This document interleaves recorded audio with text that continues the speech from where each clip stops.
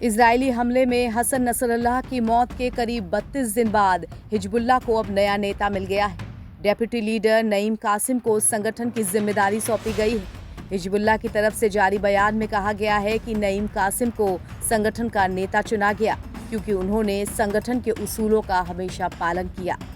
अब आपके मन में ये सवाल उठ रहा होगा कि हिजबुल्लाह का नया चीफ नईम कासिम आखिर कौन है और ये कितना खतरनाक है। दरअसल नईम कासिम इससे पहले हिजबुल्लाह के उप महासचिव पद पर काम कर रहा था। वो करीब 30 से ज्यादा वर्षों से ईरान समर्थित समूह हिजबुल्लाह का वरिष्ठ नेता रहा है। अब हिजबुल्लाह के टॉप कमांडर हसन नसरल्लाह और उनके उत्तराधिकारी हाशिम सफीद्दीन के खात्मे के बाद नईम कासिम को संगठन की जिम्मेदारी सौंपी गई है। आपको बता दें कि 8 अक्टूबर को एक अज्ञात जगह से टीवी पर बोलते हुए नईम कासिम ने कहा कि हिजबुल्लाह और इजराइल के बीच संघर्ष एक ऐसा युद्ध है जिसमें पहले कौन चिल्लाता है ये देखना होगा। हालांकि उन्होंने ये वादा किया था कि इस युद्ध में हिजबुल्लाह पहले नहीं चिल्लाएगा। उन्होंने ये भी कहा था कि इजराइल के लगातार हमले के बावजूद हिजबुल्लाह की क्षमताएं बरकरार हैं। हालांकि नईम कासिम ने अपने इस भाषण में युद्ध विराम की बात भी कही थी और ये हिजबुल्लाह के किसी सीनियर नेता की ओर से पहली बार युद्ध विराम का आह्वान भी किया गया था, जिसमें शर्त के रूप में गाजा में युद्ध विराम की बात नहीं कही गई थी। इससे पहले हिजबुल्लाह के करीब सभी सीनियर कमांडर्स ने यही कहा था कि हिजबुल्लाह इजराइल पर हमला तभी रोकेगा जब गाजा पट्टी में युद्ध विराम लागू होगा। लेकिन नईम कासिम ने कहा था कि उनका समूह लेबनानी संसद के अध्यक्ष नहीम बेरी के युद्ध विराम के प्रयासों का समर्थन करता है। उनका 30 मिनट का ये संबोधन हिजबुल्लाह के कमांडर हाशिम सफीद्दीन के इजरायली हमलों का निशाना बनने के कुछ ही दिनों बाद और सैयद हसन नसरल्लाह के खात्मे के करीब 11 दिन बाद आया था। हिजबुल्लाह ने 23 अक्टूबर को सफीद्दीन के खात्मे की पुष्टि की थी।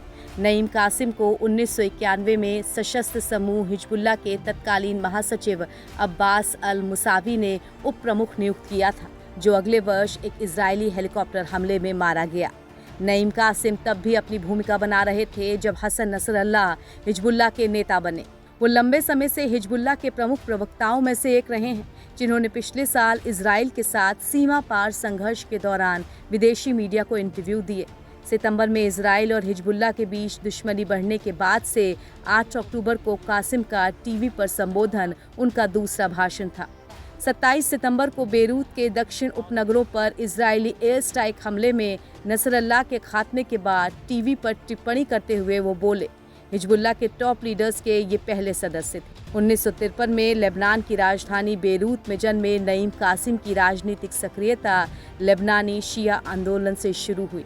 उन्होंने 1989 में ईरान की इस्लामी क्रांति के मद्देनज़र समूह को छोड़ दिया।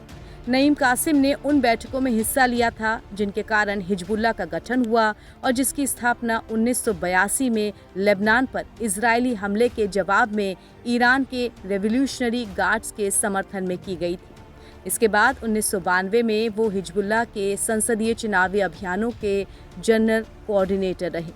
आपको यहाँ ये भी बता दें कि नईम कासिम हसन नसरल्लाह और हाशिम सफीद्दीन के विपरीत एक सफ़ेद पगड़ी पहनते हैं। NBT ऑनलाइन की रिपोर्ट। أمينا عاما للحزب في أقرب فرصة وبحسب الآلية المعتمدة للاختيار في الحزب.